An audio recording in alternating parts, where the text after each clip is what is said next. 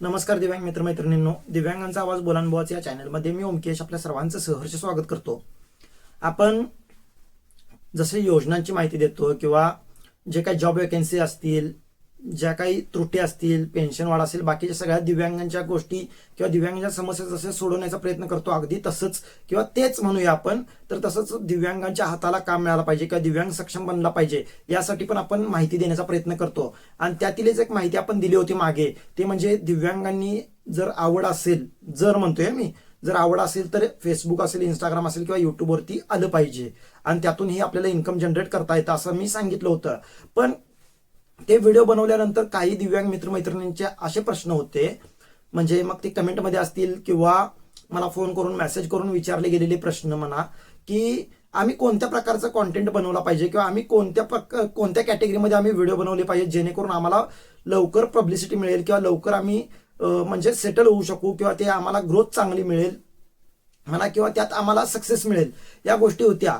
तर याच्या बाबतीत पहिलं तर तुम्हाला सांगतो, तुम्ही जगाला आवडतंय म्हणून जर करायला गेलात, जगाला जर काहीतरी गोष्टी आवडतात म्हणून त्या गोष्टी करायला गेलात, तर त्यात सक्सेस मिळण्याचा रेट हा फक्त 50 ते 55% किंवा 60% आहे.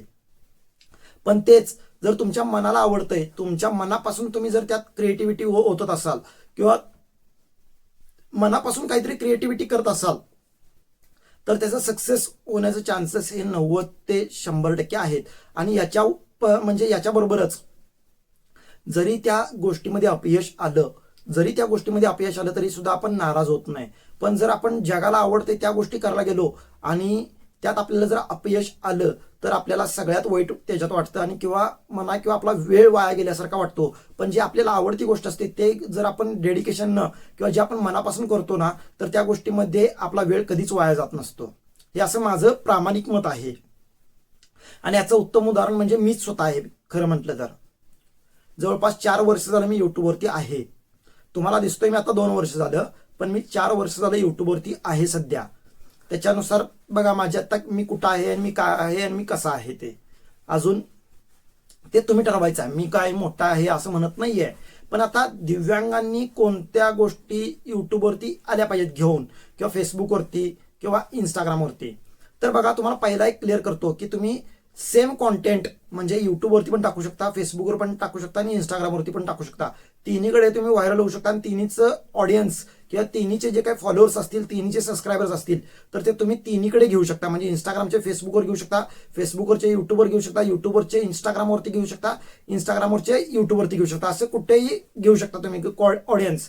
त्याच्यासाठी तुम्हाला फक्त ते तुमच्या डोक्याचा वापर करावा लागतो. पण जे तुम्ही चॅनल काढताय किंवा ज्या विषयावरती तुम्ही व्हिडिओज बनवणार आहात, तर त्याच्यामध्ये मिक्स कॉन्टेंट नसला पाहिजे. ही पहिली गोष्ट लक्षात ठेवायची.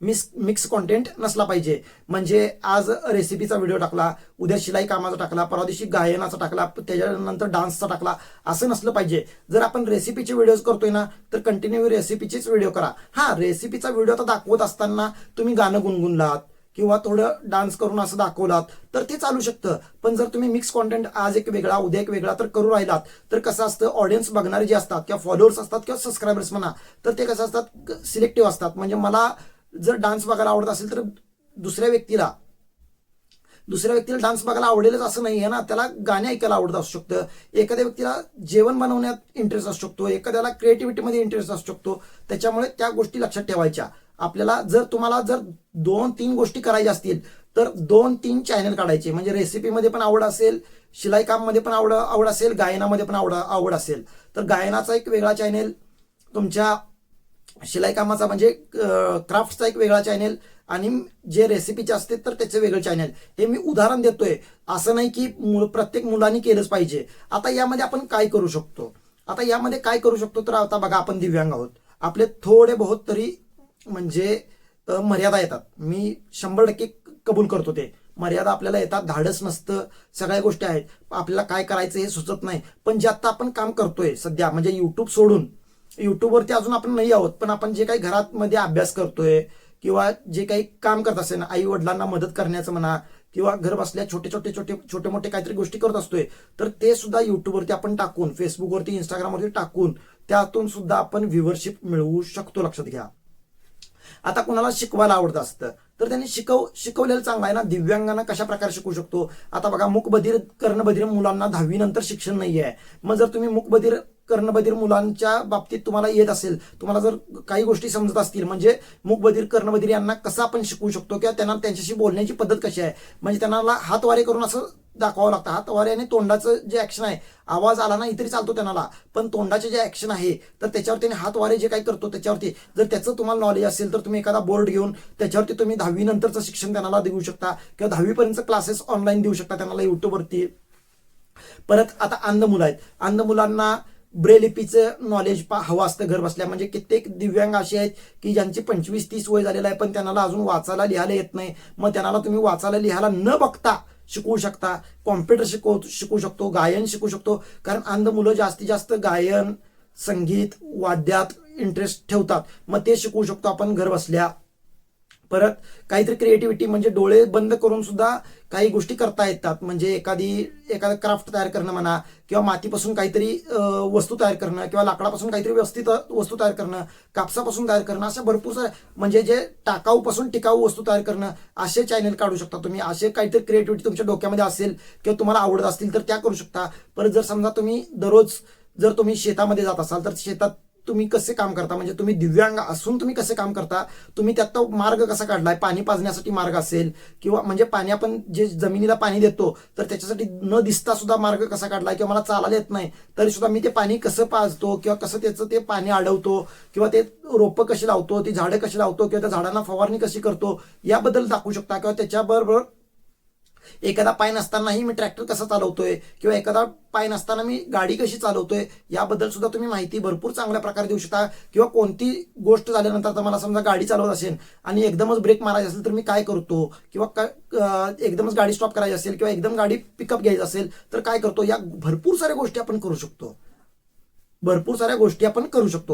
तर समजा तुमचं दुकान असेल, छोटं मोठं दुकान असेल तर त्या दुकानाची ऍडव्हर्टाईज करू शकतो, किंवा दुकानामध्ये जी काय आपल्याला कस्टमर येतात तर त्या कस्टमरांसोबत गप्पा मारण्याचे व्हिडिओ टाकू शकतो, ब्लॉगिंग करू शकतो. आता जर समजा तुम्हाला फिरायला आवडत असेल तर फिरण्याचे ब्लॉगिंगचे व्हिडिओज करू शकतो आपण.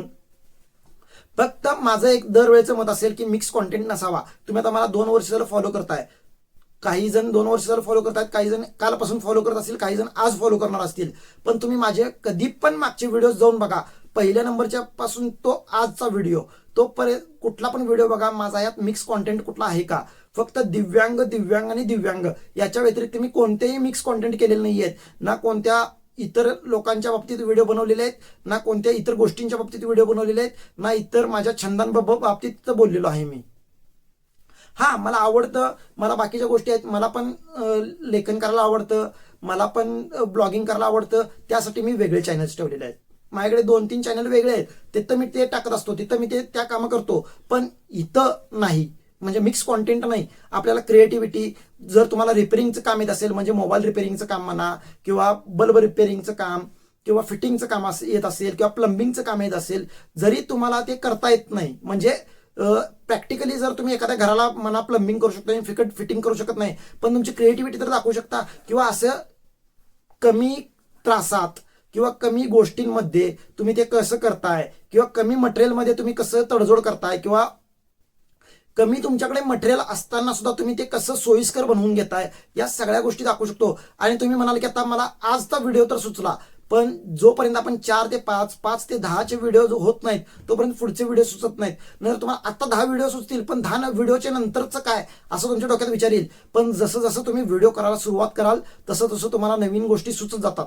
एक गोष्ट आता इथं समजा मी आता हे माईक सोबत काहीतरी करावलंय, असं हे माईक सोबत आता एक क्लिप निघलं याचं, माझं हे निघायचं तर काढायचं मला कळालं, पण हे बसवायचं कसं हे दुसऱ्या मी व्हिडिओमध्ये दाखवू शकतो ना, की असं बाबा हे बघू शकतो आपण, हे करू शकतो, असं अशा गोष्टी. म्हणजे परत ज्या वेळेला आपण काही गोष्टी करत जातो तर त्यावेळेला आपल्याला त्या सुचत जातात. लक्षात घ्या, वेगवेगळ्या गोष्टी सुचत जातात. त्याच्यामुळे पहिला आपण प्रयत्न केला पाहिजे. अपयश तर येणारच आहे, प्रत्येकाला अपयश हे आहेच, म्हणजे प्रत्येकाला अपयश आलेलं आहे. मोठ्यातल्या मोठ्या व्यक्तीला सुद्धा अपयश आलेलं आहे. त्याच्यामुळे आपण तर कोणीच नाही आहोत त्याच्यासमोर. लक्षात घ्या, आपण कुणीच नाही आहोत त्यांच्यासमोर. त्याच्यामुळे आपल्याला अपयश आलं तर असं काय दुसरं होणार आहे वेगळं. आणि यात इन्व्हेस्टमेंट काय नाही आहे. जो आपण मोबाईल टाइमपासला वापरतो, जो आपण दररोज 2 GB 2.5 GB मोबाईल डाटा आपण इंस्टाग्राम स्क्रोल करण्यात किंवा रील स्क्रोल, शॉर्ट स्क्रोल किंवा व्हिडिओ बघण्यात घालवतो वाया, तर तोच आपल्या क्रिएटिव्हिटी दाखवण्यात जर आपण तो मोबाईल कामामध्ये आणला किंवा ते जे वेळ जो आपण कामामध्ये आणला, तर आपल्याला 2-4 पैसे मिळू शकतात, आपली क्रिएटिव्हिटी जगासमोर येऊ शकते, अशा सगळ्या गोष्टी होऊ शकतात. आता मुलींसाठी बघा, मुलींसाठी पण कित्येक गोष्टी आहेत घरामध्ये. जे काय आता समजा एखादा हात नाहीये मुलीला, पण ती एका हाताने कसं काम करते, ती स्वयंपाक कसं बनवते, ती शिलाई काम कसं करते, किंवा सुईमध्ये दोरा ओवण्याची पद्धत असेल, कसं ट्रिक वापरतात, आपण ट्रिक कशा वापरायच्या, किंवा आपण दैनंदिन जीवनामध्ये ट्रिक कशा वापरतो, आता आम्हाला दिसत नाही तर आम्ही कशा ट्रिक वापरतो, आम्ही काय गोष्टी करतो, आम्ही टॉकबॅकचा वापर कसा करतो, या भरपूर साऱ्या गोष्टी आहेत तिथं दाखवायला. तसंच मुलींनीही दाखवता येऊ शकतं. मुली घर बसल्या मुलांचं क्लासेस म्हणजे ऑनलाईन क्लासेस पहिला फ्रीलान्सिंग करू शकतो आपण. त्याच्यानंतर एकदा तुमचं मुलींना लहान मुलींना जर ते तुमचे शिकवण्याची पद्धत आवडू लागली, तर तुम्ही झूम मीटिंगवरती जाऊन, गुगल मीटवरती जाऊन किंवा व्हॉट्सअपवरती कॉलिंगवरती सुद्धा तुम्ही शिकवून त्यांच्याकडून फी आकारू शकता, फी घेऊ शकता.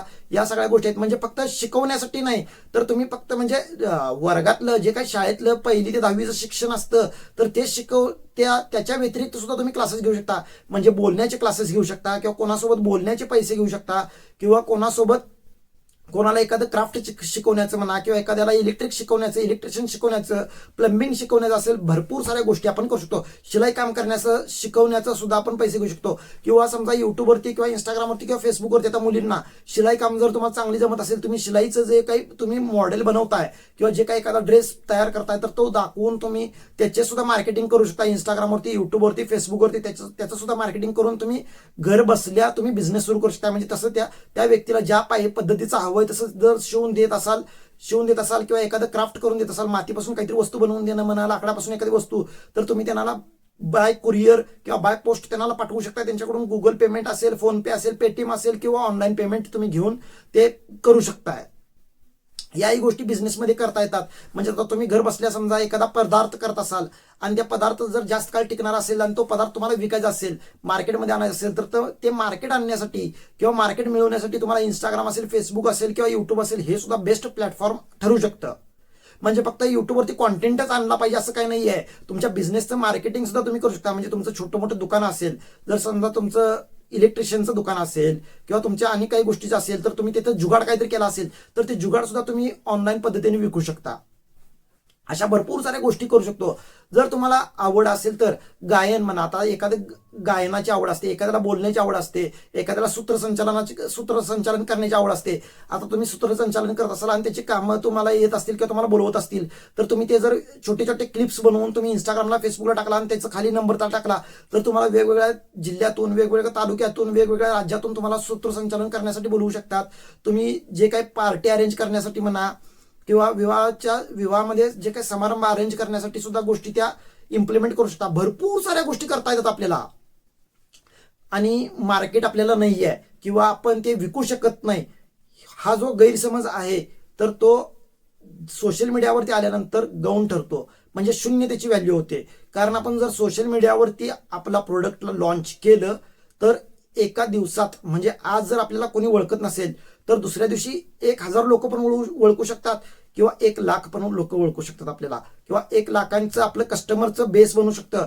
आपल्याला ग्राहक 1,00,000 मिळू शकतात, किंवा 10,000 मिळू शकतात, किंवा 1 कोटी पण मिळू शकतात.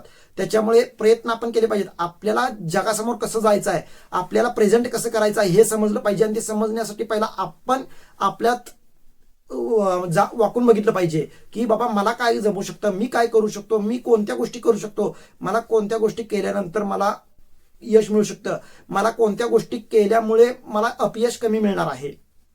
या सगळ्या गोष्टी जर विचार केलं तर सगळ्या गोष्टी आपण शक्य करू शकतो. आपण फक्त दिव्यांग आहोत, लक्षात घ्या. एखादा शरीराचा आपल्याकडे हिस्सा नाही आहे, फक्त एवढंच आपलं डिफॉल्ट आहे, म्हणजे एक ड्रॉबॅक आहे म्हणूया आपण. पण बाकीच्या गोष्टी आपल्याकडे आहेत. त्या गोष्टींचा योग्यरीतीने वापर करू शकतो. योग्यरीतीने वापर करून जर गोष्टी केल्या तर आपल्याला सक्सेस हे बऱ्याच मोठ्या प्रमाणात मिळू शकतं. तर हेच होतं. तुम्हाला अजून कोणती क्रिएटिव्हिटी करूशी वाटते, तुम्हाला युट्यूबवरती यावंसं वाटतंय का, ते कमेंटमध्ये नक्की व्यक्त व्हा. आता आपण भेटूया पुढच्या व्हिडिओमध्ये. तोपर्यंत जय महाराष्ट्र, जय दिव्यांग.